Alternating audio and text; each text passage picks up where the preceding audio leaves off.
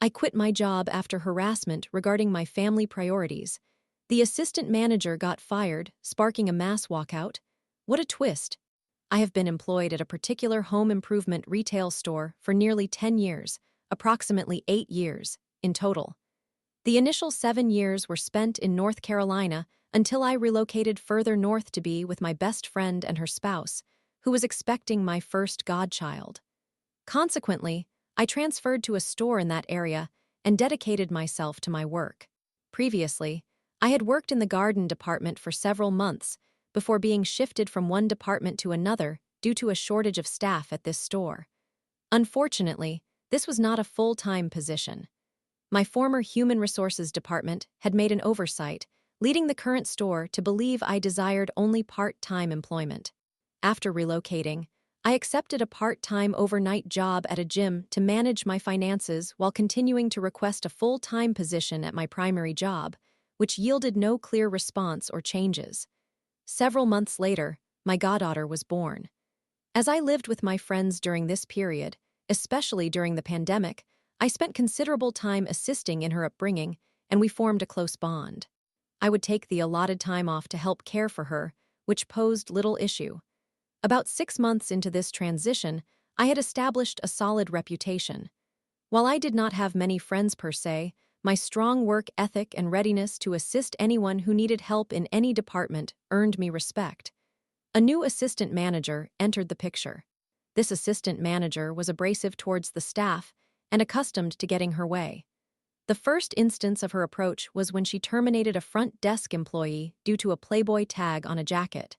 Several employees, including myself, organized a walkout in protest, successfully convincing the store manager to overturn the assistant manager's decision. This was not our first walkout. We had previously protested when another assistant manager, the current one's predecessor, made sexist remarks about a cashier. Shortly after, I was granted a full-time position by the operations manager and began working in the receiving department under a difficult supervisor. We often clashed, especially as my godchild grew older and I began babysitting while her parents worked and rested. I did not mind these responsibilities, as I cared deeply for the child. I frequently mentioned her to my coworkers and enjoyed sharing photos and stories. However, my enthusiasm for her was not shared by my superiors. My supervisor became frustrated that I could not work overtime to assist him, as we were the only two in receiving for the store, either due to my second job or my babysitting duties. Soon after the second walkout, I heard a rumor circulating in the store that the child was, in fact, my own daughter, fathered without my friend's husband's knowledge. The origin of this rumor was unclear, but my assistant manager had previously made derogatory remarks regarding men taking care of children, which fueled my suspicions. I had submitted requests for time off during the holidays as soon as our electronic system permitted, but both my Thanksgiving and Christmas requests were denied without any explanation. I had never missed a major holiday since moving north, and I had received the same time off the previous year before the assistant manager's arrival, strike one. Not long after this, my supervisor, with whom I worked closely every day, tested positive for COVID-19, necessitating my self-isolation per company policy until I could get a positive or negative test result. During the ensuing week, which stretched out due to the Omicron variant and limited testing availability, I was incessantly harassed by both management and my supervisor through text and phone calls, urging me to obtain an at-home test and return to work as soon as possible. Throughout this time, I had to notify everyone I had been in contact with, including friends, family, and roommates, about my exposure, which jeopardized their holiday plans, strike two. Thankfully, my test results were negative. A week later, the northeastern United States was hit by a snow and ice storm. I drive a 4-wheel vehicle, so I was able to make it to work, but near the end of my shift, I learned that my friend's husband had been injured and stranded in a car accident on the ice. I left to help them get home and to tow their vehicle to a service station. Additionally, they had lost power in their home, with an infant present, making me the only person they could rely on with a vehicle and electricity. I will admit that my sick hours were few, but I informed my workplace that I would be absent due to a family emergency. That week, each day I called out, citing an ongoing family emergency, with snow and ice still covering the streets and power outages prevalent in our city. Management relentlessly contacted me daily, demanding that I return to work, despite the obvious risks to my safety and the potential to leave my family stranded in my apartment with no access to supplies or a way to return home once power was restored. Strike 3. I had had enough. Early that following Sunday morning, I walked into work and placed my resignation letter on the Human Resources desk, which is significant later. I had intended for my resignation to take effect immediately since I live in an at-will state. Was it petty? Yes, I acknowledge that completely. I had dedicated 8 years of my life to this company and expected very little in return.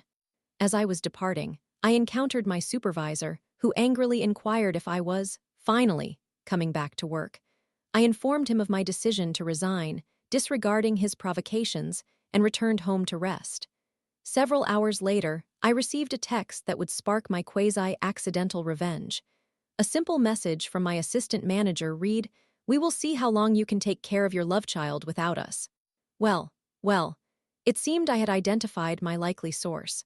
My friends had been made aware of this rumor from the beginning. I did not conceal anything from them. I wanted to ensure that no unfounded speculation reached them from anyone but me. They are my closest friends and allies, having bestowed upon me the greatest gift in the form of my godchild, whom they insist I refer to as my niece since I am family. The term, love child, feels derogatory against her, and I take issue with that, as do they. However, they informed me of the colossal blunder my, now former, assistant manager had made. It was vital for corporate human resources to be informed, so I began gathering my evidence, the texts from my supervisor, call records, and this crucial text message. If I was going to leave, at the very least, I would provide some backlash to the team that had so eagerly targeted me. What transpired next is second-hand information from friends who still worked at the store, so I cannot fully verify all of it, but the assistant manager. She set herself up for failure. The following day, a meeting involving management and supervisors was held, during which the assistant manager incorrectly stated that I had been terminated, not that I had resigned for job abandonment and immorality. Unless I am gravely mistaken about the policies regarding American retail employment, immorality is not grounds for dismissal. To my supervisor's credit, he defended me to the assistant manager and was promptly fired for his efforts. The human resources representative, who had previously received my printed resignation letter, clarified that I had not been terminated but had indeed left on my own. The assistant manager then attempted to fire him as well in front of the staff. From that point onwards, things unraveled. According to my informant, several departments began walking out or outright quitting, each with their grievances against the assistant manager. Appliances quit en masse. Garden left with their manager, who already had plans to move to a competitor's store prior to my situation. Front desk walked out in protest, as it was revealed that the assistant manager had threatened and blackmailed multiple Muslim part-timers to refrain from wearing their headscarves if they wished to receive hours. Lumber, a key partner to receiving, quit. Pro desk joined the front desk protest, as one of their colleagues, a Sikh man, had also been bullied. Cashiers, both lead cashiers, resigned, and the remaining trained cashiers exited alongside the front desk. The operations manager informed the district manager and quit outright before he arrived, leaving in tandem with the human resources representative and my former supervisor. My informant's last update regarding the assistant manager was her fleeing to her car after learning that district staff were on their way, forcing the store manager to close the store for the following 2 days, based on what I have heard. I have since kept in touch with the other affected employees, and we are gathering all the evidence we have amassed, as several of the families have begun consulting lawyers. I anticipate that the company will attempt to sweep this situation under the rug. I just never expected anything of this magnitude to occur. I have secured a full-time position at the gym and have been savoring the additional sleep and time with my family. I will never again endure work schedules of 56-64 hours per week. Additionally, I will never step foot in that store again. I hope my assistant manager relished her fleeting taste of power. I doubt she will ever reclaim that position, especially in the managerial capacity. Summary: an assistant manager became overly authoritative and harassed me and several other employees, resulting in her downfall and the largest mass resignation I have ever experienced.